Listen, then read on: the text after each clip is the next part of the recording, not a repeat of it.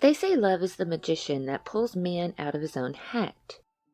These words could never be more true, as love can make everyone come out of their shell and do things that they wouldn't normally do.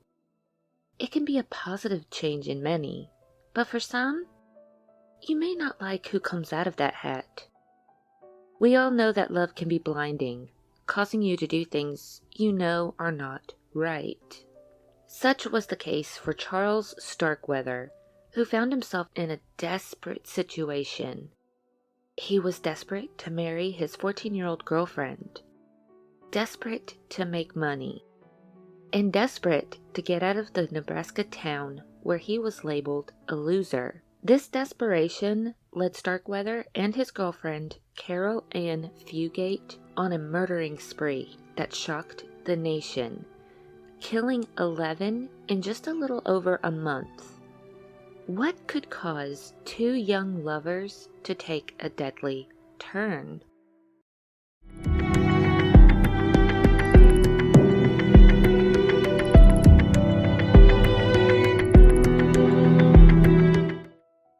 Welcome to another episode of Crimson Sin with Tamsin Leigh. I am your host, Tamsin Leigh. A link to today's show notes can be found in the description. Stay up to date with the latest happenings and more by visiting my Patreon or Buy Me a Coffee page. I don't know if I should get rid of one, so if you have an opinion, let me know, because I am a very indecisive person. I am currently working on a behind-the-scenes video to upload on both of these platforms. I should be done fixing and editing it up in the next couple of days, so everyone should definitely check that out. Also, check out the Tamsin Leigh shop. There are many items to find for everyone. I just uploaded some cute designs for cell phone cases, so if you or someone you know is looking for a new cell phone case, check it out. Today's case is the third episode in the Couples Who Slay Valentine's Day Countdown and brings us to Lincoln, Nebraska, where Charles Raymond Starkweather and his underage girlfriend, Caril Ann Fugate, went on a murdering spree in 1958, leaving many deaths in their wake. A tale that was destined to end in tragedy. To this day, their story lives on in media and has been the inspiration for many shows and movies. But Caril's culpability in these murders still remains a mystery. Charles Starkweather was born on November 24th, 1938, to Guy and Helen Starkweather. He was the third of 7 children raised in a poor, uneducated, but hardworking family. He and his siblings were born and raised during the Great Depression, but their parents never let them go without food or shelter. While the Starkweather family was poor, the children still had a good childhood and made great memories together. In their community, the Starkweather children were even considered well-behaved. Their father, Guy, was described as a handsome and talkative man who would have been better suited for white-collar work rather than working in the carpenter's trade. William Allen stated that Guy didn't have the necessary stamina, and because of various ailments, including a weak back and arthritis, he did not work regularly. Helen was described as a small, frizzy, red-headed woman who was strong and kind. The matriarch held things together and worked as a waitress to help support the family's income. Charles's childhood memories with his family were great, but the same could not be said about his school experiences, which were quite traumatic for him. Charles had a slight speech impediment, which the other kids laughed at, and they would tease him about his bowed legs. He was born with a mild birth defect called genu varum, which caused his legs to be misshapen. While in school, Charles never applied himself and was considered to be a slow learner. But when he was 15, it was discovered that he suffered from a severe myopia, which many suspected was the cause of his problems with learning in school. His case of myopia was so severe that he could not even read the largest letter on the eye chart. While he did not do well in many subjects, he excelled when it came to gym class due to his strength and coordination. His self-esteem was boosted by this physical ability. However, he would use these abilities to continuously fight with other boys in school. Charles would blame all of his fights on being made fun of as a child. Some of the fights were brief outbursts of violence, while other times the fights would not end until they were either broken up or the other boy lay on the ground.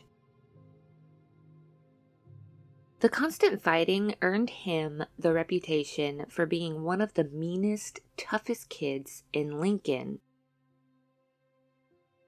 While in 9th grade, he met and fought with a classmate named Bob Von Bush, who became one of Charles's closest friends. Bob stated, "He could be the kindest person you've ever seen. He'd do anything for you if he liked you.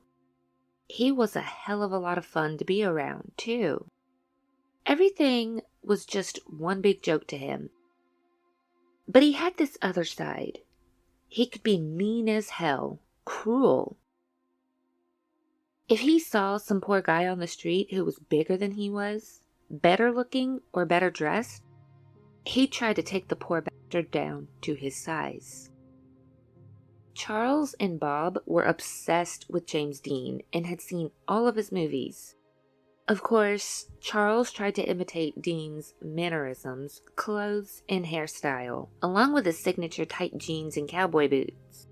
But from his description, he was a flawed imitation, as he did not have Dean's looks, brains, or talent.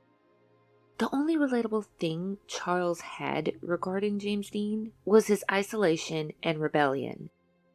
Charles also grew an obsession with hunting and guns. It was also around this time that he began having terrifying nightmares and vivid, bizarre hallucinations, during which he would claim that he would be conversing with death. Charles quit school when he was 16 years old and began working at the Western Newspaper Union warehouse, loading and unloading trucks. While he worked there, his boss had a very low opinion of Charles, stating that he would have to tell him something 2 or 3 times, and that of all their employees in the warehouse, he thought Charles was the dumbest man there.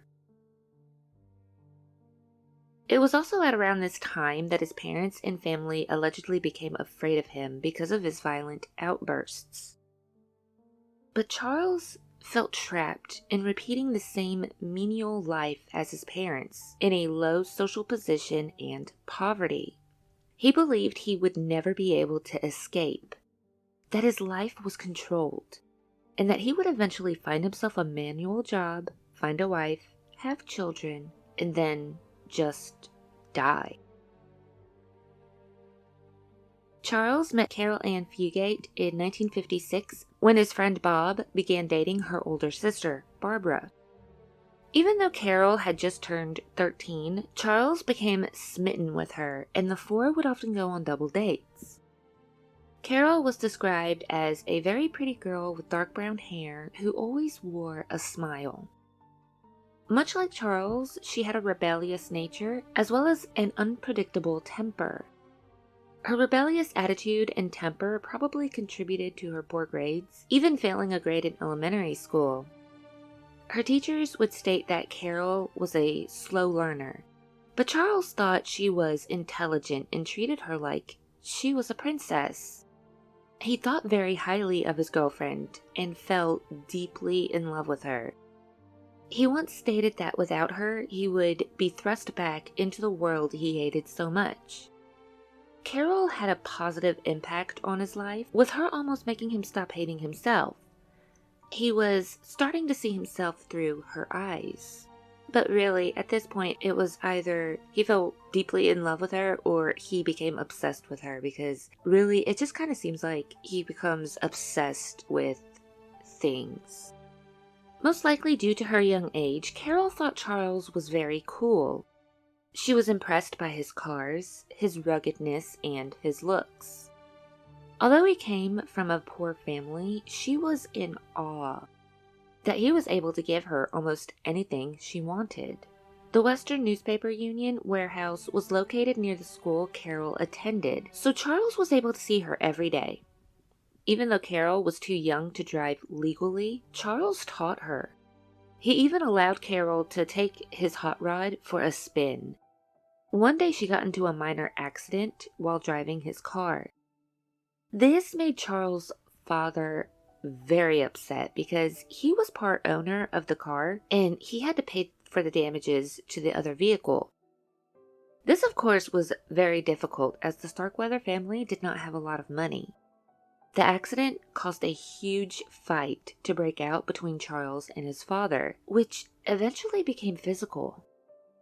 After this, he was told he had to find somewhere else to live.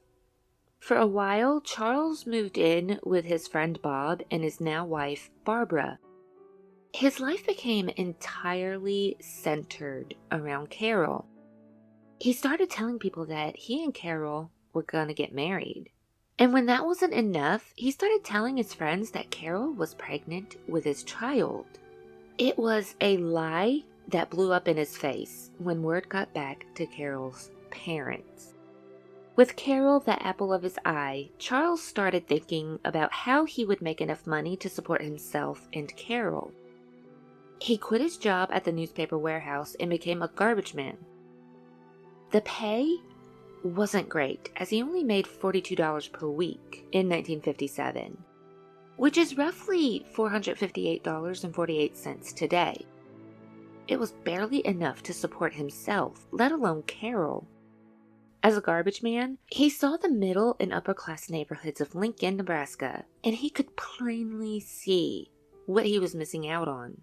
This is when Charles started to see himself as trapped in the continuous cycle of poverty.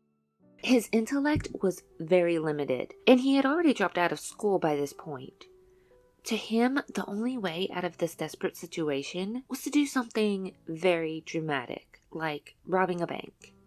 But he also grew bitter at the fact that these people were able to live a life of middle and upper class while he was working an unpleasant job for minimum wage. Charles knew that there was one way to level the playing field. After all, dead people are all on the same level. With very few prospects for an uneducated garbage man, Charles eventually convinced himself that to survive, have money, and receive the respect he desired, he would need to lead a life of crime.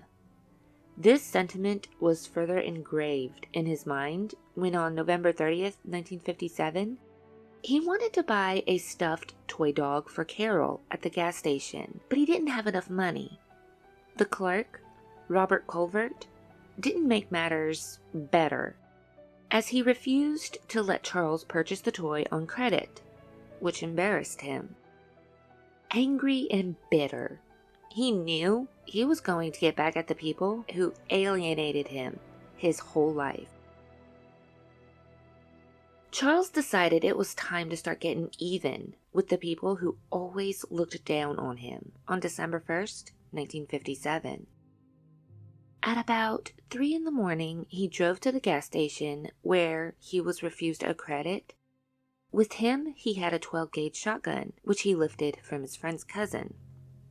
It just so happened that the 21-year-old gas station clerk from the day before was on duty by himself. Robert Culvert, a short man with a pregnant wife, was working on a carburetor when Charles came in. He sold a pack of Camel cigarettes to Charles, who then got back in his vehicle and drove away. A few minutes later, Charles went back to the gas station, where Robert was still standing behind the counter. Charles bought a pack of gum, then went back to his car and drove off again, parking close by. Here, he put on a disguise, tying a bandana around his head to cover most of his face, and putting on a hunter's hat to cover his red hair. Charles then walked back to the gas station with the shotgun and a bag. When he returned, Robert was working on the car again and did not know someone had come into the store until he felt the shotgun jab him in the back. Charles forced the clerk with the gun against his back to the office and had him open the cash drawer. He hurriedly placed the money in the bag and then ordered Robert to open the safe. But Robert didn't have the combination to it and told the robber that the only person who knew the combination was the boss. Charles accepted the explanation and made out with $100. But then Charles came up with something else. He decided he was going to take Robert for a ride, making him drive to Bloody Mary's house. So there was this crazy old woman in the neighborhood who would shoot a shotgun full of rock salt at people who trespassed on her property. Once they were there, he and Robert got out of the car. According to Charles, Robert tried to get the shotgun from him and was shot during the struggle. But then Robert tried to get back up on his hands and knees. So Charles shot him again, but this time he shot him in the skull. In this area of Lincoln, there were very few serious crimes during this time. So the press sensationalized the murder and robbery, making it a top story. Authorities initially had no leads as to who would have murdered Robert Colvert, and believed that the robbery and murder were committed by a criminal who was just passing through. Charles decided that he needed to take extra precautions after the murder and robbery, just in case anyone was able to identify his car as being at the scene or anything else. So he painted his car a different color, but that did not stop him from allegedly doing some pretty dumb things that called attention to himself as a suspect. It was reported that most of the stolen money from the gas station was in change, and Charles would go purchase clothing for himself with this change. While that might not seem that odd back then, he was also known for not having a lot of money, and now all of a sudden he just can randomly buy himself clothes. It would look suspicious. But still, even though it was a coincidence, authorities believe the culprit was someone else. But the murder of Robert provided Charles with an indescribable feeling. He wasn't bothered by taking someone else's life and getting away with it. It made him feel powerful. He believed that he could do as he pleased, take what he wanted, and live outside the law. Please continue to part 2.